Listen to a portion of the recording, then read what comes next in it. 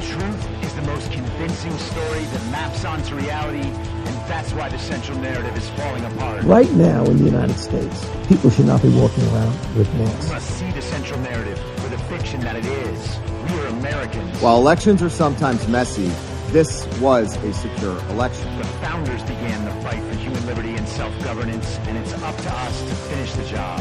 I'll tell you what, we are in a truth emergency right now. This is the end game.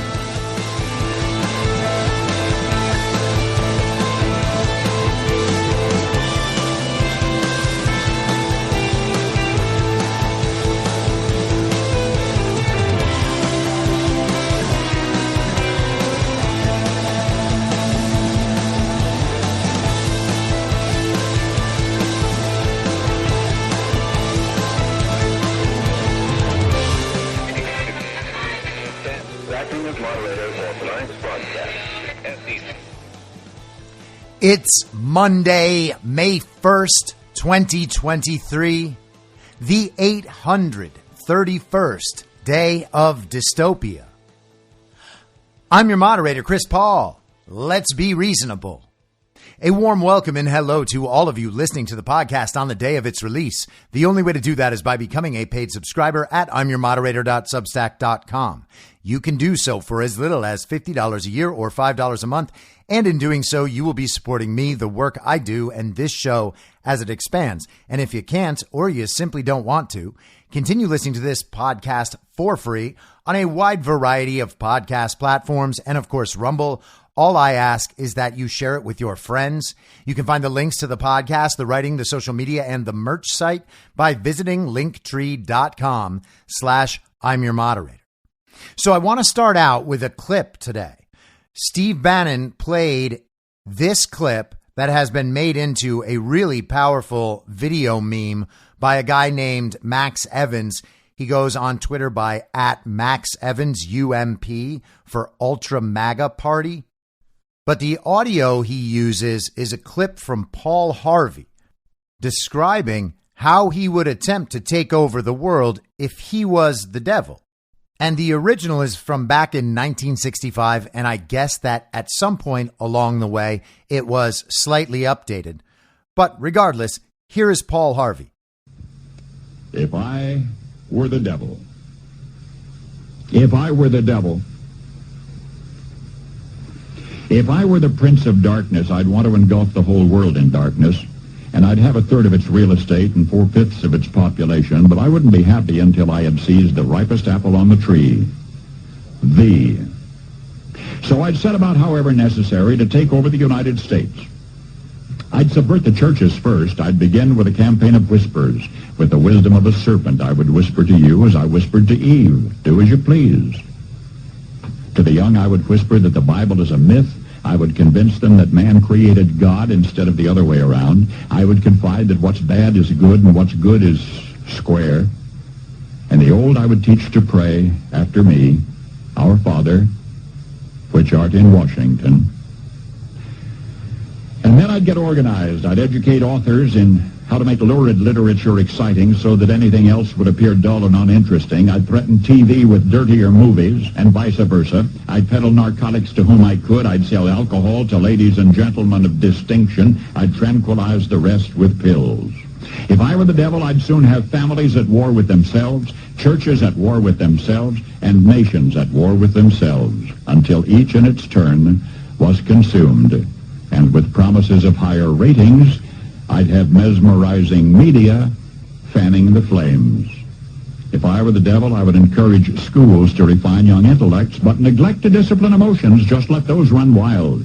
Until before you knew it, you'd have to have drug-sniffing dogs and metal detectors at every schoolhouse door. Within a decade, I'd have prisons overflowing. I'd have judges promoting pornography. Soon I could evict God from the courthouse, then from the schoolhouse, and then from the houses of Congress. And in his own churches, I would substitute psychology for religion and deify science. I would lure priests and pastors into misusing boys and girls and church money. If I were the devil, I'd make the symbol of Easter an egg and the symbol of Christmas a bottle. If I were the devil, I'd take from those who have and give to those who wanted until I had killed the incentive of the ambitious. And what'll you bet? I couldn't get whole states to promote gambling as the way to get rich. I would caution against extremes in hard work, in patriotism, in moral conduct. I would convince the young that marriage is old-fashioned, that swinging is more fun, that what you see on TV is the way to be. And thus I could undress you in public, and I could lure you into bed with diseases for which there is no cure. In other words, if I were the devil, I'd just keep right on doing what he's doing. Now, it's easy to see that that is essentially what we have going on right now.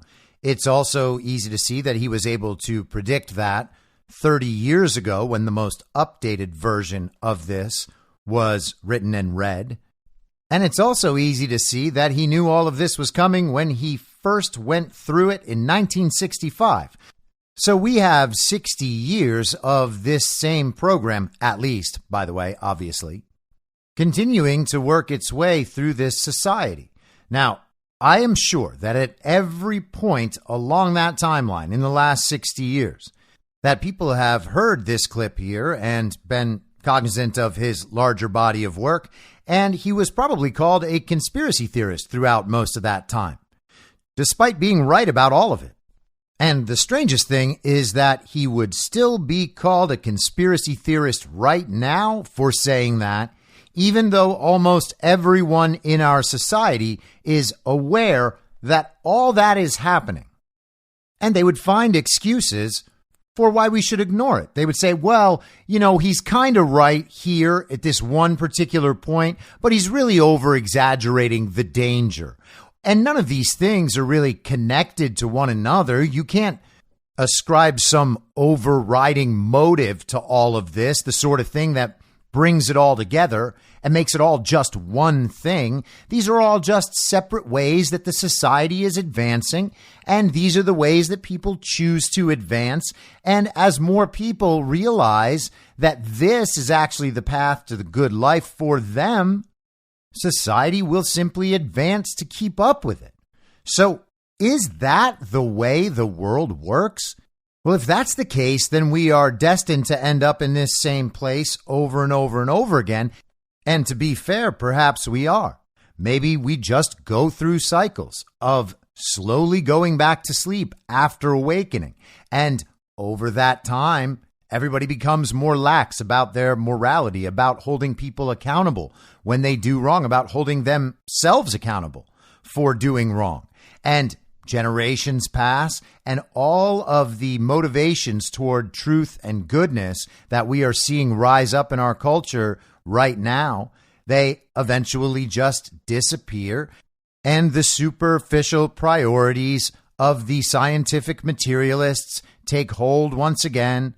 The regime is able to use people's own motivations against them to extract power. People want the easy path through life and are more than happy to take it when it's presented to them, giving away more of their power each time. And maybe in some way, all of this is inevitable as a product of human nature. But while we're at this point on the timeline, and we can see all of these things happening, we know how destructive they are, and we know that more people are waking up to this reality each and every day. It's kind of our duty to make sure that this gets pushed forward until everybody realizes that this is not something that's just happening by our own choices. This is something that is being projected down onto us from the top. Now, I find that clip really powerful and fascinating, but it's also a little dark. And so to start out on Monday, I don't want to put people in a bad mood.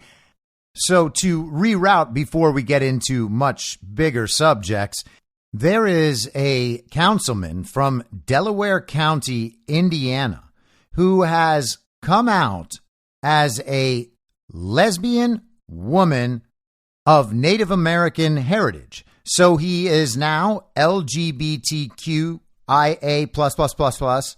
He is a person of color, and he is a woman. And he has noted that he is actually the first lesbian woman of color to ever be a councilman in Delaware County, Indiana. And apparently some members of his community are having a little trouble with that. Here's some audio from a public hearing where some whiny cat ladies from the internet came out of their quarantines to let him know that he's not playing by the rules. And for the record, the first person to speak in this video has a very mannish voice, but is decidedly not dressed like a man in the video. Take that however you will. I have absolutely no idea what meaning we could possibly draw off this if what we have is a man in a dress telling another guy that he's not a woman. Hey, maybe this is the moment we've all been waiting for. I remember the comedian Louis Black. This is an old special, 15, 20 years ago. But he talks about how he found the end of the universe at an intersection in Houston where there was a Starbucks shop across the street from another Starbucks shop. And I think this might be one of those rare instances where you actually can locate the end of the universe. Person Ryan Webb announced publicly on social media that he now identifies as a lesbian woman of color. If he were serious, I'd sing his praises. But instead, I know better. In none of my jobs in the last 21 years, and that is many, many jobs, would I have been permitted to mock and disrespect my customers. And if that were true, we would all be proud of you, and no one would be denying your right to do such things and to identify by your heritage. But your open mockery of these communities is insane. In order to demand for the resignation of Ryan Webb. The posts Mr. Webb made on April 12th were offensive on many levels. After hearing these complaints, Ryan Webb responded. I'm being dead serious. You don't get to question me. You do not get to require proof from me. You were part of the movement to help establish these rules and set the bar. And naturally, that's exactly how those people should be handled. Just say no, commie, no. So, as I suspected last week, we had a big weekend full of news that's all rushing out on a Monday morning. So let's start with the most recent bank collapse. This is from NBC News.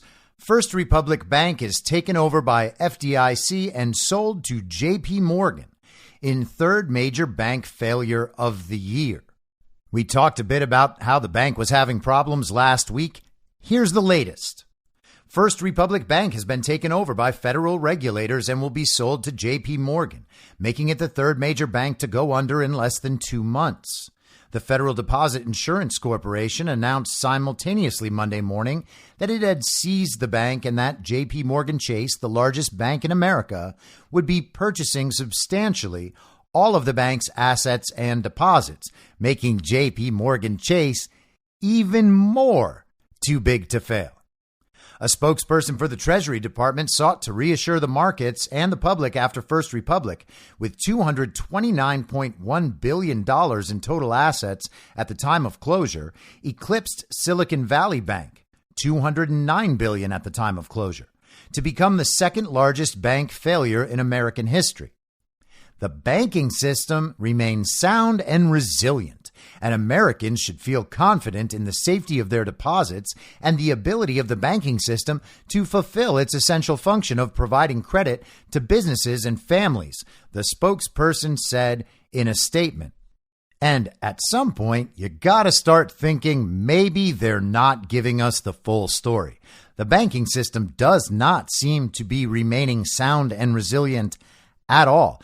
And it's kind of funny how all of Donald Trump's detractors over the years have said that he couldn't even manage casinos well. He couldn't even get a profit from casinos. And the casino business is basically a money dump where all you can do is reap profits. Now, they don't know anything about Donald Trump's casino history, so none of that matters. But if you want to apply the same logic that they consistently use, why are they always on the side of these bank owners? Isn't a bank an even more stable version of a casino where it's just an incoming money business? I'm just saying, by the same logic, shouldn't it be really difficult to do so poorly with a bank? Reuters reported on why First Republic failed in an article today titled Explainer Why First Republic Bank Failed and What JP Morgan's Deal Means. They write, the failure of First Republic, which said last week it had first quarter outflows of more than $100 billion, marks the demise of a third major U.S. bank in just 2 months after Silicon Valley Bank and Signature Bank. First Republic's business model was to lure high net worth customers with preferential rates on mortgages and loans. Its customers have included Instacart founder Apurva Mehta, investor Chamath Palihapitiya, and real estate developer Stephen M. Ross, according to bank promotional materials. So catering to extremely high net worth clients in their purchases of extremely expensive real estate. First Republic also catered to other members of the community, according to bank materials, which note that schools and nonprofits account for 22% of its business loans. Schools and nonprofits, that's very impressive. First Republic said in January its shareholder returns were compounded at 19.5% annually, more than double its peers. It said its median single-family home loan borrower had access to cash of $685,000, significantly more than the average American.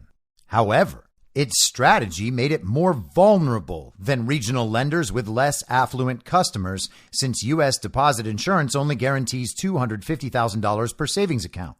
First Republic had a high level of uninsured deposits. So it seems the best way to lose at banking is to do everything absolutely wrong. And while I was digging for information on First Republic, I found this press release from August 2016, where First Republic was lauding its new home loan program focusing on mortgages to minority and low and moderate income borrowers. And of course, all of that was for social justice. But back to the NBC article, because there's a really interesting quote from Jamie Dimon, the CEO of JP Morgan Chase, down at the bottom. He said, "Our government invited us and others to step up, and we did. Our financial strength, capabilities, and business model allowed us to develop a bid to execute the transaction in a way to minimize costs to the Deposit Insurance Fund." So the government invited them in because the government couldn't cover the deposits. The FDIC can't possibly cover all those deposits. They will claim all that, which puts it on the American taxpayer. And then JP Morgan Chase swoops in because you got to protect the taxpayer, right? That's all they care about doing is protecting the taxpayer. And JP Morgan is now much bigger and obviously far too big to fail. So the dollar is collapsing worldwide. Banks are collapsing in America and around the world. And whenever there is a problem, the best way to solve it is by doing something the regime already wanted to do, which was consolidate wealth and power. And now that's exactly what we're getting. Now, last week, we discussed some of the problems at the border and the testimony from the whistleblower in Congress who claimed that we do indeed have a slave trade going on at the southern border. It is a massive international human trafficking operation where NGOs around the world find areas impoverished by the global regime around the world, and then they recruit impoverished residents of these areas to go to the U.S. for a whole new start. And the NGOs involved with UN migration ship all of these people overseas, south of the border, where they are handed off to the drug cartels for their journey to the southern border. People are kidnapped, they're forced to be drug mules, they're raped, they're assaulted, they're murdered, and some finally make it to the border with the cartels. The cartels bring them across the border where they are handed off to NGOs based in America who distribute them all around the country into the jobs that they will do, which constitute indentured servitude. They have to pay off the cartels, working long hours for low wages, just as slaves do throughout the world. And the whistleblower last week was describing situations even worse than that. She described 85,000 missing children who are totally unaccounted for. The NGOs find them sponsors. The sponsors are not vetted. Those sponsors take a bunch of migrant children, and many of them are forced into illicit activity such as prostitution. And this includes children. That's the human trafficking operation in a nutshell. We also talked last week about the fentanyl factor and the deal that Xi Jinping and Donald Trump had struck if Donald Trump was in office for his second term. Xi had promised Trump that he would root out the fentanyl trade, the beginnings of it in China, and the people involved would be prosecuted and, if found guilty, executed. We have this from Saturday in the Daily Mail. How China is helping Mexico's cartels. Criminals with links to the Communist Party are laundering millions in drug money for gangsters, including El Chapo's Sinaloa clan, as they flood the U.S. with killer fentanyl. It is a match made in hell. Chinese triad gangs have teamed up with brutal Mexican cartels to help them launder millions in illicit drug money made by flooding the U.S. with the killer drug fentanyl. For at least the last 7 years, Mexican mobsters, including from El Chapo's notorious Sinaloa cartel, have been paying Chinese middlemen to clean money made selling drugs on America's streets in a complex scheme involving members of Beijing's elite. Now, American lawmakers have called for an investigation into whether the Chinese Communist Party is complicit in the scheme amid warnings Xi Jinping is using America's opioid crisis as yet another weapon in his quest to establish a new world order. You see, it's no problem talking about the new world order when the Daily Mail says it and when it's China doing it. Now, we always have to remember there are two things everywhere. There are factions everywhere, in organizations, in countries, and in the world. There are factions supporting the regime and its agenda in the march toward global communism, and there are factions who represent sovereign nations and sovereign individuals. And it's critically important that we determine which faction is doing what. Is poisoning Americans in service of a new world order Xi Jinping's plan? Well, hey, I don't know what's in Xi's head. Maybe it could be. But it's certainly the global regime's plan, and we've seen it on all levels. They have formalized their plan of drugging Americans into numbness and early death in order to take the power and resources of the country. We know the regime's intimate relationship with the pharmaceutical companies. We saw what they did with the vaccine mandates. So there's obviously nothing good about the fentanyl problem or China's role in it.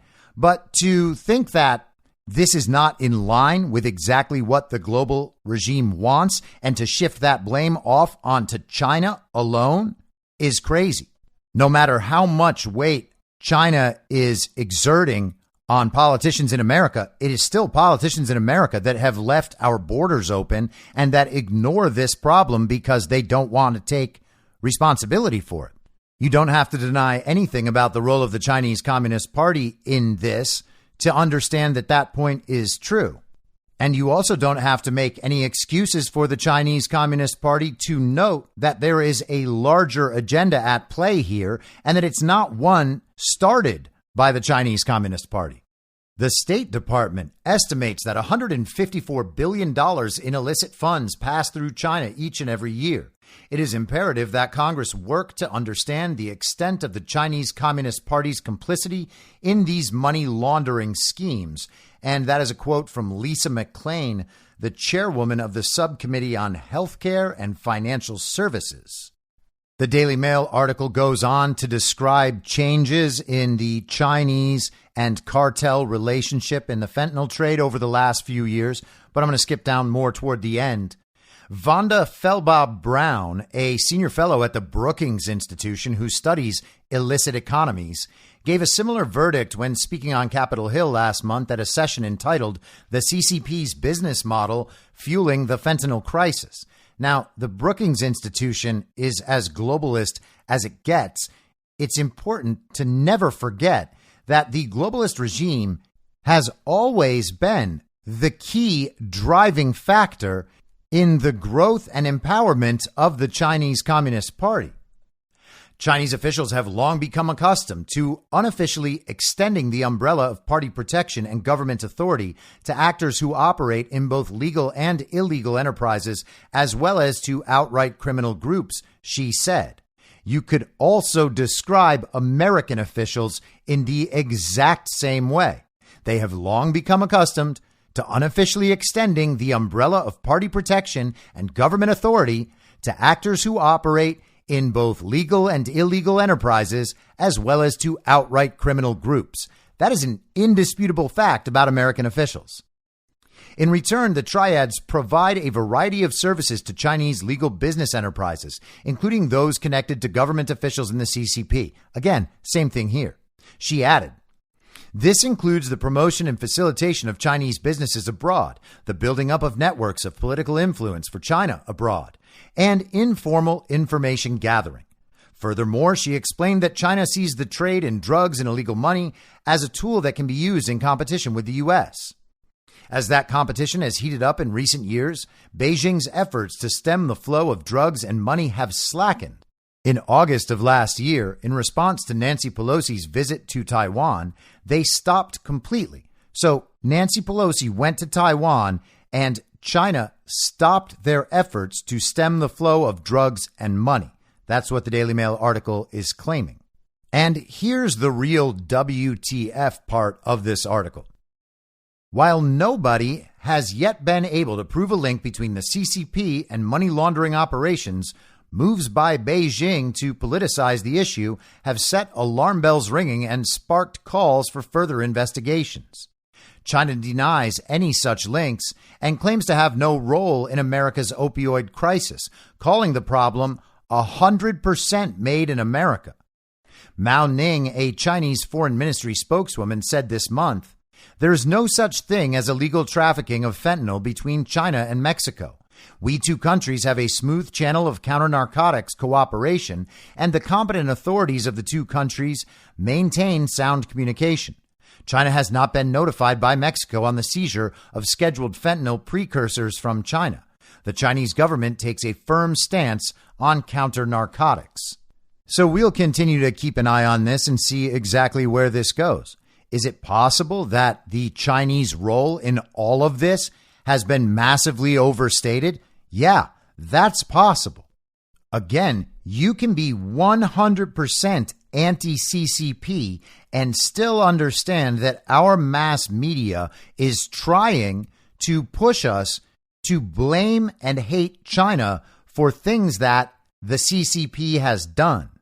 The CCP, in many ways, is just the uniparty in America. It's the representation of the global regime within the country. And you can't blame the entire country for what the global regime is doing there, except to the extent that the people of that country are supporting the global regime.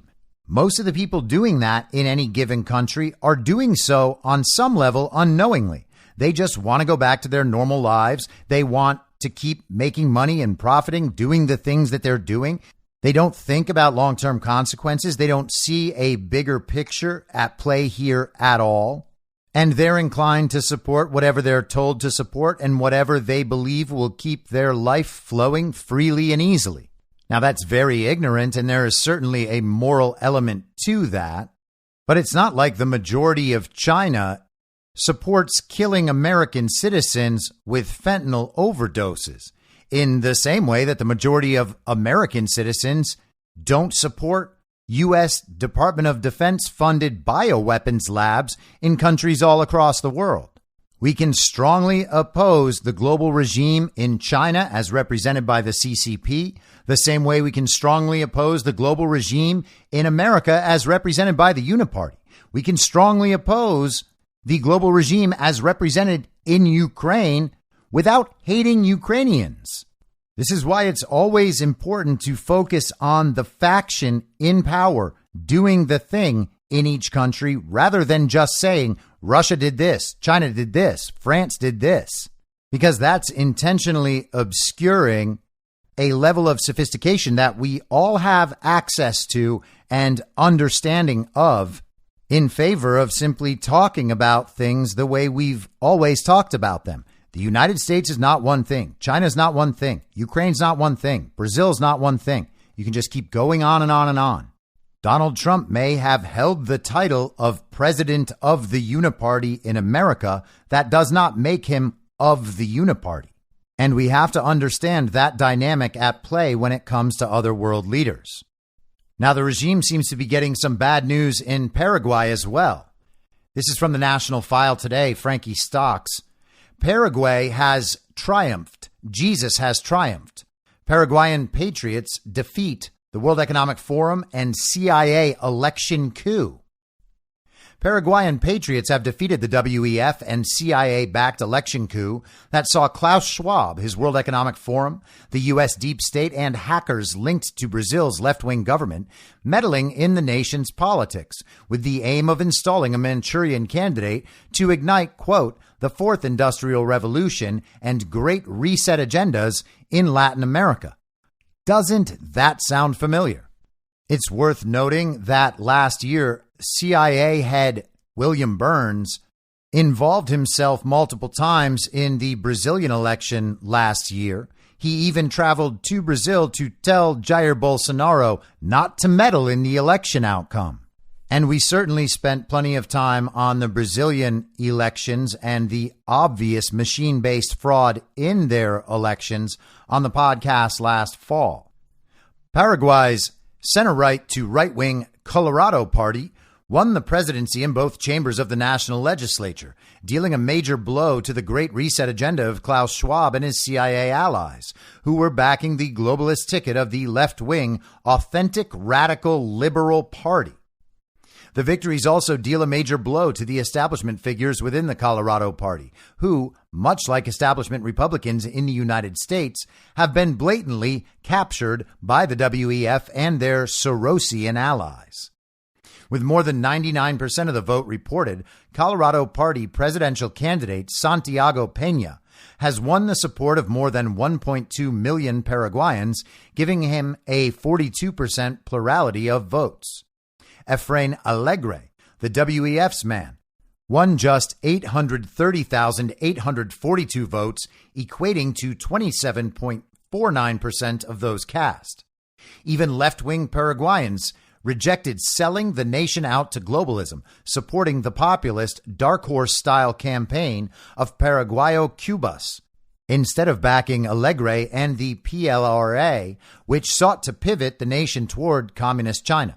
Paraguay is one of the few nations on earth that recognizes Taiwanese sovereignty, something the PLRA and their WEF backers vowed to put a stop to had they been successful in installing themselves in government leadership. Paraguay has triumphed. Jesus has triumphed, wrote Paraguayan patriot Jose Ocampos in a post he made to Twitter, summing up his nation's election Sunday. The sovereign has spoken. The discussion is over, Ocampos said, with the discussion being globalist efforts to pull Paraguay into the World Economic Forum's fold, something that Klaus Schwab has called critical for the realization of the fourth industrial revolution in Latin America and around the world. Also worth noting, just like Lula da Silva in Brazil, the Paraguayan opposition leader Efrain Alegre spent 3 weeks behind bars a couple years ago for what he says were trumped-up corruption charges related to campaign financing. And it's also worth noting that in 2018, Paraguay was dealing with claims of election fraud. And so we'll see how this develops, but it looks like the regime is being kicked out of another country. Hunter Biden is having himself a big day. He is in court in Arkansas as they attempt to settle out issues on paternity and child support for a baby he had with a woman named London Roberts. This is Miranda Devine today in the New York Post. Hunter Biden may be held accountable for the first time in his life in baby mama London Roberts' case. Hunter Biden's showdown with baby mama London Roberts in a Batesville, Arkansas courtroom Monday may be the first time in his life that he hasn't been able to wheedle out of the consequences of his actions. The president's son is crying poor and seeking to cut child support payments to Navy Joan, his unacknowledged 4-year-old daughter with Roberts, a former stripper with whom he had a months-long affair. It appears Hunter's lawyers will not come to a settlement with Roberts to avoid his opening the kimono on his financial secrets. Already, we have found that the first son offloaded his 10% stake in Chinese equity firm BHR to his quote-unquote sugar brother, Kevin Morris, the Hollywood attorney who paid $2.8 million to cover Hunter's IRS debt. New documents uncovered by nonprofit Marco Polo and published over the weekend by Breitbart News show that Hunter's firm Scaniatalis LLC, which held the BHR stake, is controlled by Morris, and Scaniatalis is named after the Finger Lakes region of Western New York. And you might know that Hunter Biden has the Finger Lakes tattooed to his back. No doubt Roberts' attorneys will want to know just how much Hunter received for the BHR stake, which has been estimated to be worth between $420,000 and $20 million, but which he told the New York Times he sold at a loss. Hunter received his cut in the CCP-backed fund in December 2013, a few days after flying to Beijing on Air Force Two with his dad, then Vice President Joe Biden, who met with Hunter's Chinese partner during the trip. By 2019, BHR had $2.5 billion in funds under management, but struggled with poor investments. Hunter's abandoned laptop and the financial records it contains are expected to take center stage in the case. Hunter's attorney, Brent Langdon, could not answer when Independence County, Arkansas Circuit Judge Holly Meyer asked, "Is it your client's laptop or not?" "I am not in a position to even begin to answer that question," Langdon replied. "It's unlikely the judge will allow this evasiveness to continue. Whatever the result, in the end, little Navy, the president's unmentioned 7th grandchild, can be proud to know when she grows up that she has a mother gutsy enough to stand up for her against the White House and the best lawyers money can buy." And that's not the only Hunter Biden news. There is a piece in the Federalist today by Margot Cleveland. Huge development means IRS whistleblower can soon explode, Biden family details. And we discussed a bit of this last week. The House Ways and Means Committee granted 2 attorneys representing the IRS whistleblower authority to inspect Hunter Biden's tax records and related information. This development promises to accelerate the unraveling of the Justice Department's Biden family protection racket. Understanding why requires a fuller understanding of IRS privacy law, so here's your law splainer. Section 6103 of the Internal Revenue Code provides that federal tax returns and return information shall be confidential, and it makes it illegal for an IRS officer or employee to disclose such tax information. In fact, many view Section 6103's confidentiality mandate as even precluding a government employee from revealing the existence of an investigation into a taxpayer. However, because in December of 2020, Hunter Biden publicly acknowledged the existence of an investigation into his tax matters after federal prosecutors subpoenaed his business records, the public has long known of the investigation into the president's son.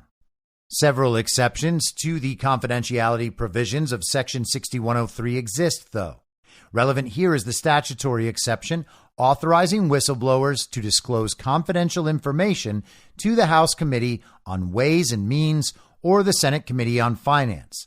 That exception guarantees whistleblower protection to government agents who reveal confidential information concerning tax issues to either of those committees. But because the Section 6103 exception does not also allow a whistleblower the right to disclose the information to his attorney, the whistleblower would be forced to face the committees without the benefit of legal counsel. Further, because Section 6103 defines return information broadly to include the nature and sources of income, data collected by the IRS, and any background filed document or written determination prepared by the IRS, the whistleblower also could not legally discuss with his attorney many aspects of an investigation to prepare to testify before the congressional committees. This backdrop explains the purpose of the letter Mark Lytle, one of the lawyers representing the IRS whistleblower sent to the chairs and ranking members of several congressional committees. In that letter, Lytle conveyed his client's offer to share information, establishing that politics improperly infected the criminal investigation of a high-profile, controversial subject, again widely believed to be Hunter Biden, because of the Biden son's confirmation in 2020 of an ongoing federal investigation into his tax matters. The letter stressed that because of tax privacy laws, the IRS whistleblower, out of an abundance of caution, had refrained from sharing certain information with Lytle while seeking his legal advice. Lytle then explained that lacking a full understanding of the situation made it challenging for him to make fully informed judgments on how best to proceed. Lytle closed his letter by asking the committees to work with him so his client could share the information with Congress legally and with the fully informed advice of counsel, adding, "With the appropriate legal protections and in the appropriate setting, I would be happy to meet with you and provide a more detailed proffer of the testimony my client could provide to Congress." And so the workaround for this is that the congressional committees have made it possible to designate the whistleblower's attorney as the whistleblower's agent. This allows the whistleblower to confer with attorneys and then have those attorneys transmit the substance of the whistleblower's statements to Congress. She writes that last week, the Ways and Means Committee authorized 2 of the whistleblower's attorneys to inspect the tax material. It sidesteps a protracted battle over the circumstances under which the whistleblower would testify. It also ensures the House committee can learn on an expedited basis the whistleblower's accusations. Now, it's important that this was able to happen because it seems that the whistleblower's claims reach far beyond the tax case against Hunter Biden. And Margot Cleveland ends the article this way. Specifically, Lytle's letter states that the whistleblower has detailed, quote, examples of preferential treatment and politics improperly infecting decisions and protocols that would normally be followed by career law enforcement professionals in similar circumstances if the subject were not politically connected. People directly familiar with the case provided more texture to this accusation, stating that, quote, specific DOJ employees placed strictures on questions, witnesses, and tactics investigators may be allowed to pursue that could impact President Biden. The unnamed sources also stressed the improper politicization of the case came from the Justice Department and FBI headquarters. The whistleblower's accusations thus extend far beyond the tax case against Hunter Biden. Although unraveling the scandal will start there, it won't end there. With the whistleblower's attorneys now able to coordinate directly with the House Ways and Means Committee, the time frame for exposing those complicit in covering for the Bidens just shrunk substantially. So the walls are closing in on Joe Biden, just as the walls are always closing in again later on Donald Trump. But the thing is, all of the Donald Trump cases are provably nonsense, while Hunter Biden has an entire laptop full of evidence implicating him, other family members, and the fake president of far-reaching schemes of political corruption and compromise that span decades and work to benefit our foreign adversaries and the global regime at the expense of the interests of Joe Biden's constituents and the American people. As I mentioned last week, all of this comes at the moment where Joe Biden announces his candidacy for president next year in a pre-recorded video that virtually no one even bothered watching. And then over the weekend, you have Delaware Senator Chris Coons on the Sunday shows talking about how Joe Biden is just as spry as ever. And if anything happens to Joe, well, we have Kamala, and she is ready to step in at a moment's notice.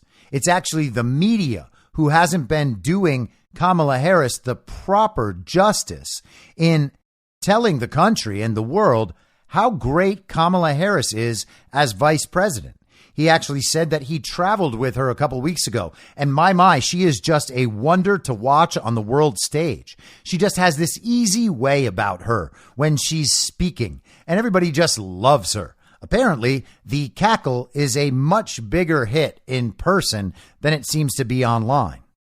Now, to an unrelated subject, Miranda Devine also had a piece yesterday in the New York Post with the headline, Texas AG Ken Paxton's COVID-19 investigation could stick it to big pharma execs. She writes, it's sickening how much big pharma bosses have profited from the COVID-19 pandemic after overselling billions of people around the world on the wondrous qualities of their vaccines. Moderna chief executive Stefan Bancel made nearly $400 million last year on his stock options and still owns a reported $2.8 billion of shares in the company, plus his salary and perks. His Pfizer counterpart, Albert Bourla, pocketed a $33 million salary last year on top of the millions in Pfizer shares he sold. But before they ride off into the sunset to count their filthy lucre, Texas Attorney General Ken Paxton plans to investigate whether their companies misrepresented the efficacy and safety of the vaccines and manipulated vaccine trial data. On Monday, Paxton will launch an investigation into potential violations of his state's Deceptive Trade Practices Act by Pfizer, Moderna, and Johnson & Johnson. He is revealed exclusively in the Post. He also wants to know whether the pharmaceutical giants engaged in gain-of-function research and misled the public about it. The Texas investigation could have widespread implications for the legal immunity granted to manufacturers of the COVID-19 vaccines and open the door to class action lawsuits from people injured by the mRNA jabs amid reports of rare but serious adverse effects. And I don't know where Miranda Devine is getting the words rare but serious effects. This is just mainstream media nonsense. The effects are not rare by any common standard of vaccines. That is just a slogan that encourages people to believe that because so many vaccine doses were distributed to so many people, that the instances of serious negative side effects, and in fact, negative side effects at all, are just so rare that they're hardly worth looking at. The catastrophic effects of the pandemic and subsequent interventions forced on our country and citizens deserve intense scrutiny, and we are pursuing any hint of wrongdoing to the fullest, Paxton said in a statement. This pandemic was a deeply challenging time for Americans. If any company illegally took advantage of consumers during this period or compromised people's safety to increase their profits, they will be held responsible. If public health policy was developed on the basis of flawed or misleading research, the public must know. He says Big Pharma had a vested interest in the success of its COVID-19 vaccines because of the record profits they drove. This vested interest, combined with reports about the alarming side effects of vaccines, demands aggressive investigation, Paxton said. The existence of federal vaccine mandates, quote, means this investigation into the scientific and ethical basis on which public health decisions were made is of major significance, end quote. That, of course, is Paxton. Paxton will demand the companies hand over documents relating to, quote, the decision-making behind pandemic interventions forced on the public, especially when a profit motive or political pressure may have compromised Americans' health and safety, end quote. Now, Ken Paxton is one of the best AGs in the country, if not the best. He seems to me like an absolute straight shooter. I do not have any good reason I have come across to doubt that Ken Paxton is on the right side of things. So it makes me very happy to see that he is pursuing this issue.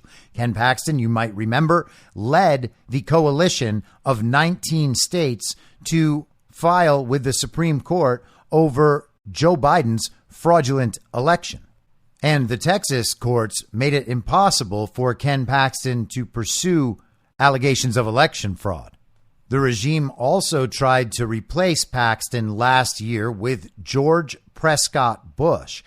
And I always find it a little odd that the Bush family chooses to honor the name of Prescott Bush because that guy was downright evil. So Ken Paxton has certainly had a bunch of stuff thrown at him to try to steer him off course. It doesn't seem like he's gone off course at all. And it's wonderful that he's going after the pharma companies for their role in this vaccine disaster. And I hope he is able to puncture their immunity for all of this, because they must be held responsible. Switching topics without a segue, I know the Ron DeSantis discussions have become a little tedious and divisive. I know that DeSantis supporters and supporters of the Republican Party and the Republican establishment wish that Donald Trump would not go after Ron DeSantis at all. But that option doesn't really exist for Donald Trump. And it's a little ridiculous to assume that Donald Trump is not allowed to engage in political hardball while his opponents are doing exactly that. A coalition of the Bushes, Paul Ryan, Karl Rove, and others have led this effort to push Ron DeSantis into running for president. DeSantis himself has said very little about it, but he has been on tour, first for his book and then on a foreign escapade to convince people, apparently, that he is prepared to be president. Now, none of that has worked. There's also been a social media effort online that has spanned the last 6 months, completely directed toward promoting Ron DeSantis and at the same time discrediting Donald Trump and all of his supporters. And the people selected by Team DeSantis or Team Draft DeSantis, if it's not Ron's own doing, have made a series of terrible and mostly pointless arguments about how Ron DeSantis is actually marginally better than Donald Trump on a range of issues that are nowhere close to the most important issues. Those issues having to do with directly confronting and dismantling the global regime as it exists in the United States of America. We're told that Ron DeSantis will be slightly better on wokeness. He was slightly better than Trump on COVID.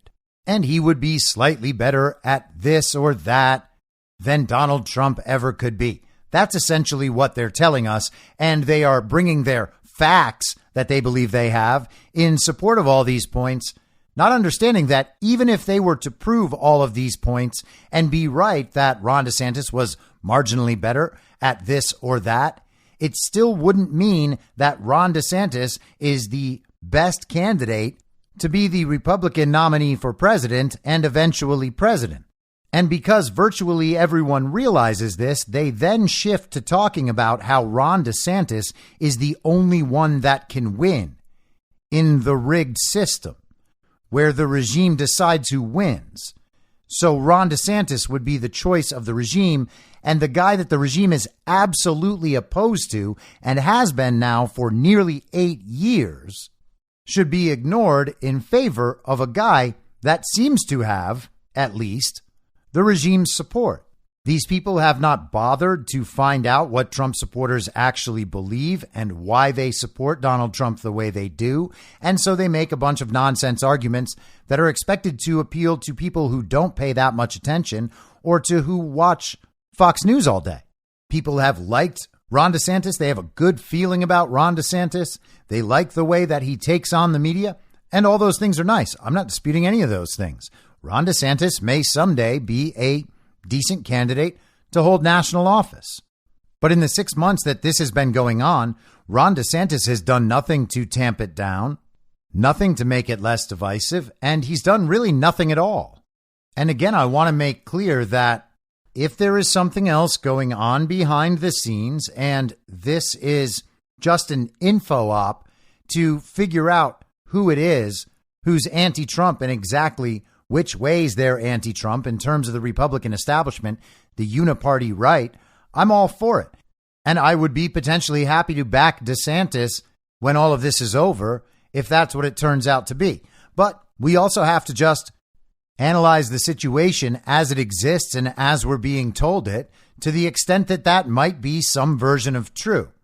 Politico covered Ron DeSantis' overseas venture on Saturday in an article with the headline, Ron DeTedious. DeSantis underwhelms Britain's business chiefs. He hopes to win the hearts and minds of devoted Donald Trump supporters ahead of next year's U.S. election. But Republican presidential hopeful Ron DeSantis failed to impress British business chiefs at a high-profile London event Friday in a tired performance described variously as horrendous, low wattage, and like the end of an overseas trip. The Florida governor expected to launch his bid next month to challenge Trump as the Republican nominee for the 2024 presidential race, met with more than 50 representatives of major UK firms and business lobbying groups as part of a 4-country trade mission ending in London Friday. His trip was officially billed as an attempt to build Florida's economic relationships with the UK, Israel, South Korea, and Japan, but it has been widely seen in Washington as a chance for DeSantis to present himself as a statesman on the world stage. For several of those present, however, the statesmanship was lacking. One UK business figure said DeSantis looked bored and stared at his feet as he met with titans of British industry in an event co-hosted by Lloyd's of London, the world's largest insurance marketplace. He had been to 5 different countries in 5 days, and he definitely looked spent, but his message wasn't presidential, they told Politico. He was horrendous. A second business figure who was in the room said it was a low wattage performance and that nobody in the room was left thinking, this man's going places. They said, quote, "It felt, really, a bit like we were watching a state-level politician. I wouldn't be surprised if people in attendance came out thinking that's not the guy. There wasn't any stardust." And the article goes on. Now, to be as fair as possible to Ron DeSantis, this is Politico saying all of this. They could have selected certain quotes from the crowd to make DeSantis look bad. They could be covering Ron DeSantis in the same way they covered Donald Trump, trying to make him look bad at every opportunity. If they are doing that, we are being told by the DeSantis simps that the reason that's happening is because they are scared of the Ron DeSantis presidency, that the regime is scared of Ron DeSantis more than they're scared of Donald Trump. And of course, we're being told that that is even plausible because DeSantis would be the one most likely to win, again, in a rigged system. And all of the people in the obviously paid and organized DeSantis simp info op on Twitter and elsewhere deny that the election was stolen from Donald Trump. And of course they have to, because if they accept that the election was stolen, if they admit that, and they still want to replace Donald Trump with someone else, then they are accepting that the regime is allowed to choose who leads the United States of America. They immediately cast themselves as supporters of the regime. So they're trying to walk a very thin line, and they're doing an absolutely terrible job of doing it. It's also possible that all of the business leaders he met with are themselves part of the global regime, and they didn't hear anything from Ron DeSantis that made them feel like they should be safe and secure in their positions. And so if this entire Ron DeSantis thing is not about Ron DeSantis being part of the regime and is instead Ron DeSantis taking one publicly on the chin for a few months to expose the rest of Conservative Incorporated and the GOP establishment, then you can imagine why those business leaders would have been so upset with DeSantis, which then would make it seem like Politico is just running cover for the regime and letting everyone know that it doesn't seem like Ron DeSantis is down with the program. And again, I want to make it clear that none of us are rooting against Ron DeSantis, except within the scope of these anti-Trump arguments. I would love to see Ron DeSantis make the right decision, choose not to run, endorse Donald Trump, and we can all just move forward together. Of course, without all of these people who have been attempting to draft Ron DeSantis by making the anti-Trump argument for the last 6 months, none of those people are going to make it. They can go join the Lincoln Project or they can grovel. I don't expect them to grovel. But we should view Ron DeSantis as a separate entity from the people pushing him to run for president and making the anti-Trump case for his running. And I've said for weeks now that we are going to get a really clear picture of where Ron DeSantis stands when it comes to the passage of this bill that will eradicate Florida's standard saying that a governor must resign from his position to run for president. DeSantis was just reelected the governor of Florida 6 months ago. He has absolutely no business abandoning his job in order to run against Trump on behalf of the regime. That is not good for the people of Florida. That means Ron DeSantis is not focused on his job as Florida governor. If he goes out and hits the national stage and destroys his political career, which is bound to happen, Ron DeSantis taking on Donald Trump only has one outcome. Ron DeSantis loses and his political career is over. I don't know why people don't understand that. This isn't a matter of rah-rah Donald Trump. The effort has evolved over the last 6 months online. It has been a spectacular and embarrassing failure, and it has made Ron DeSantis look bad across the board. If he actually goes through with this and runs, then the game is really on. This has all just been preseason, these games that have been played so far. None of it's real until Ron runs. So last week, Florida Republicans passed this bill that allows Ron DeSantis to run for president without resigning from the Florida governorship. And it also makes some other changes to how elections are governed in Florida. All of the provisions of this bill make it seem like Florida is leading the pack on election integrity, but none of them actively take us where we need to be to ensure fair and free, safe and secure elections with reliable results that reflect the will of the people. NBC6 in South Florida posted an article about the changes in the bill. Last week, the headline, Florida Senate passes wide-ranging changes in elections laws. Here's who could be impacted. And they go through some of the changes. For third-party voter registration organizations, these are organizations like Rock the Vote and others who in many states have direct access to the state voter registries. And especially in states with very lax standards on registering to vote and states with same-day voter registration, these third-party organizations are able to inflate the number of voter registries so that the fraud system can then take advantage of this new surplus of registrations. So in Florida, under the bill, third-party voter registration organizations would be required to inform the Division of Elections as to the general cycle for which they are registering persons to vote. The groups currently have to register with the state, but under the proposal, they would have to re-register after every general election. Okay, that sounds fine. The bill would also require the groups to provide receipts to people filling out voter registration applications. That sounds fine. The measure would shorten a time frame from 14 days to 10 days for the groups to deliver voter registration applications to election officials. Sounds fine. In addition, the bill could lead to third-degree felony charges if people collect voter registration applications for the groups and keep personal information about voters. Now, that's probably going to affect a bunch of these third-party organizations because ultimately all of these are data organizations that are designed to help map out voter behavior and know what they need. And there are increases to fines, etc.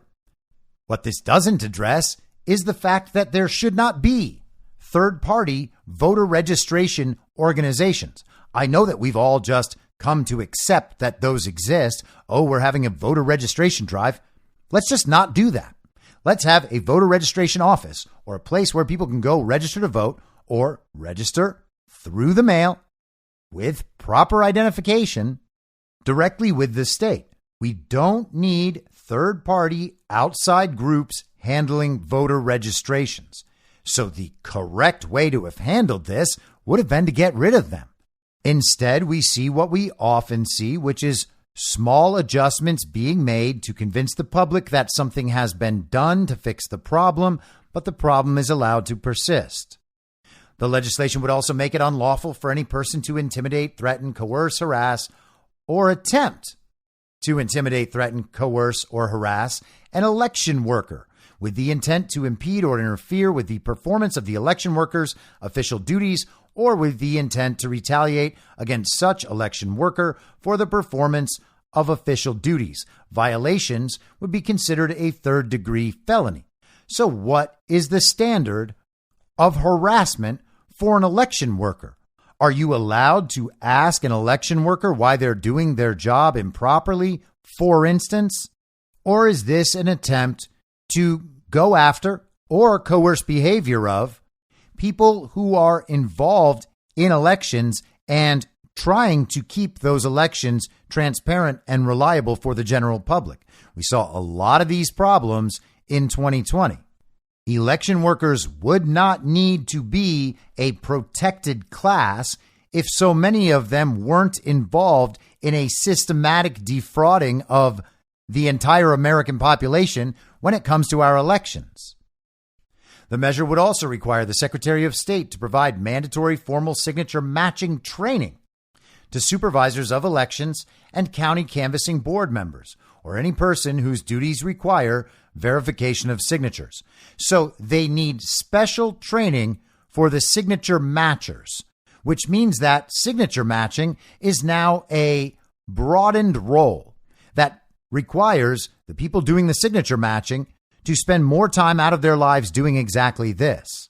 Now, we've discussed in other places that one of the from the top down goals on how to control elections is to remove the citizenry from the process and have special task forces and groups and agencies from the centralized government running the elections. That's why they want fewer local precincts and fewer watchers. They'll tell us that it's actually better this way because now these people have all this training. Well, it doesn't matter how much training you have if your signature matching process is the way it's done in Arizona, where it's done mostly by a machine, and then somebody says, yeah, the machine was right every 8 seconds around the clock for days on end in order to actually match all the signatures, which they definitely didn't do in Arizona. So again, another provision that sounds like it helps but doesn't help and just encourages confidence in a broken system. The Authority of Election Crimes and Security. You'll remember that Ron DeSantis started up a new state agency to handle election crimes. Again, a state agency is not what's needed. Transparency with the people of the state and of the country is what's needed. The bill authorizes the Office of Election Crimes and Security to review complaints and conduct preliminary investigations related to any alleged election irregularity involving the Florida Election Code. Again, I think the entire agency and the idea of this agency is a joke, and this has been the main and really sole contribution of Ron DeSantis to the election integrity effort since 2020, which does not speak well of DeSantis and has not spoken well of DeSantis for 2.5 years. I have mentioned this countless times. Another section of the bill concerns voter information cards. It says the cards, which must be furnished by the supervisor to all registered voters residing in the supervisor's county, have to include new language.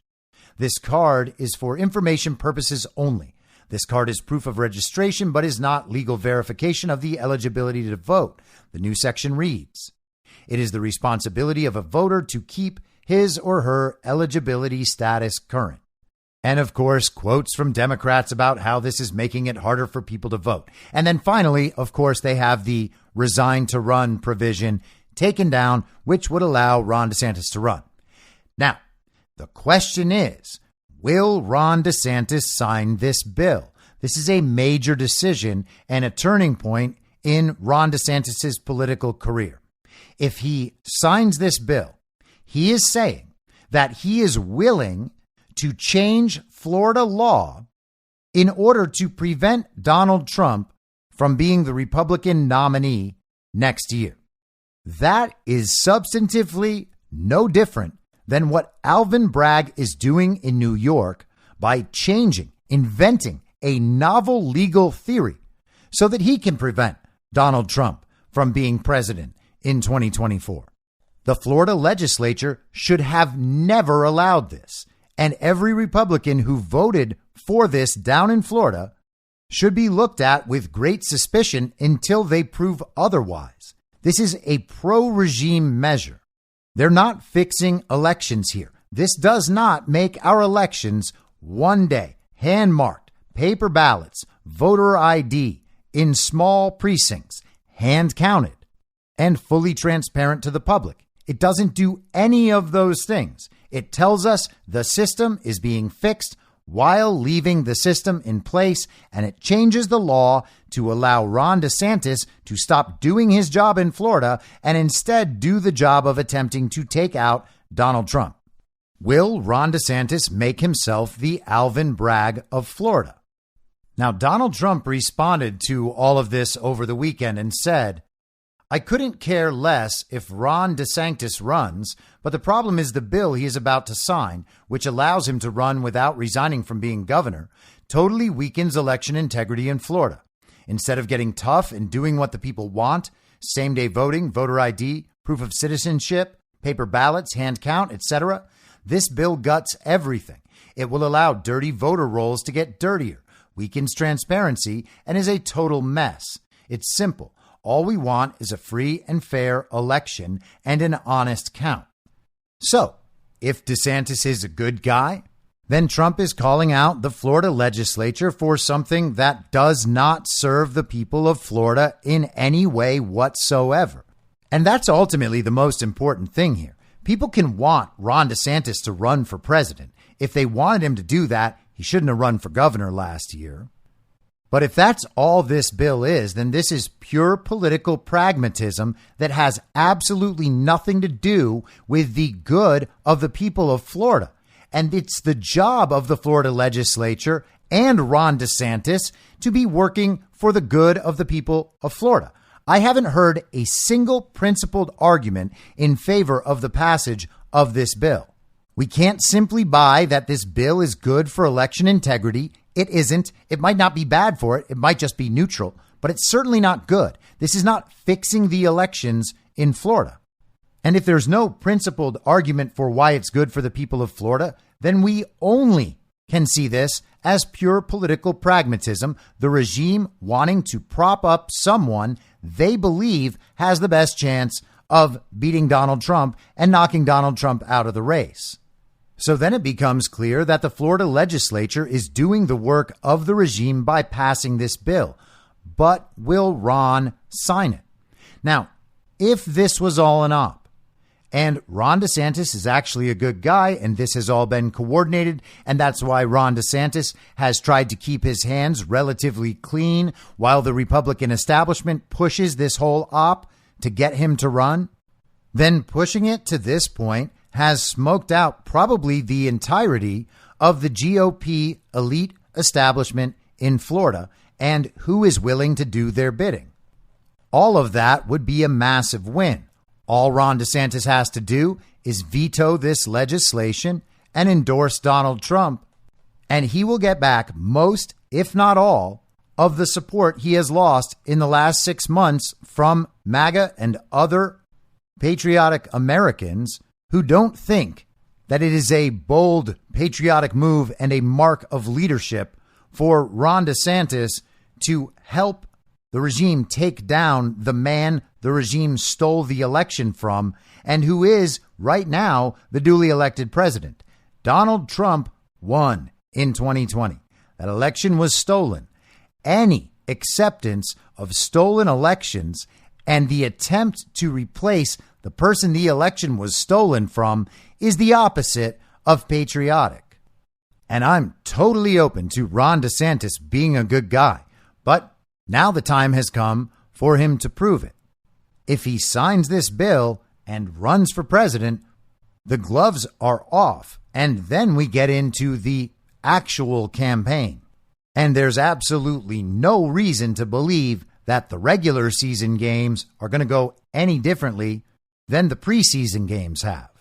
And for the record, it's not like I enjoy this. I would rather Ron DeSantis just be obviously a patriotic, America First Republican with a great political future, rather than being a tool of the regime sent to attempt to create Trumpism without Donald Trump, to replace Donald Trump with Donald Trump light in the mind of the public. I would love to be pro Ron, but Ron's got to do the right thing. And if he doesn't do the right thing, then that's that. It doesn't matter how much we liked him on TV a year ago. It doesn't matter that he says funny things like tossing Fauci in the Potomac. That would be great. That would be hilarious. I would pay to watch Ron DeSantis do that himself. But it's not like he's our friend.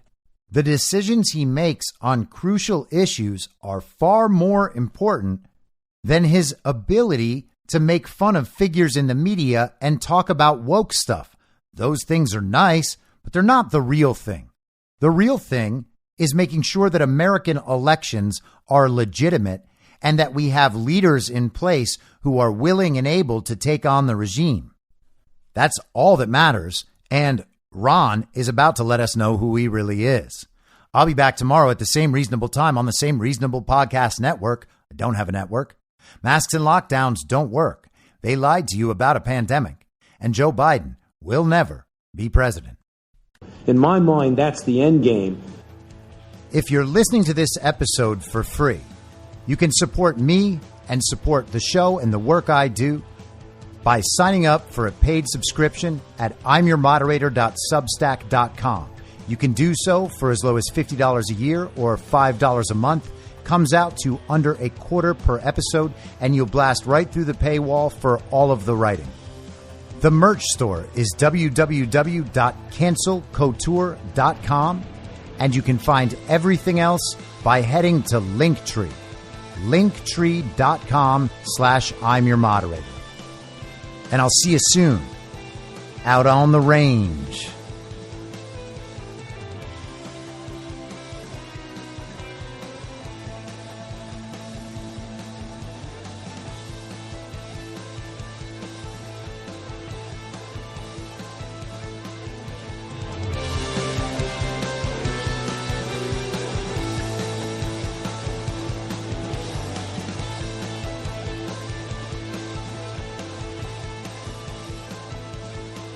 It's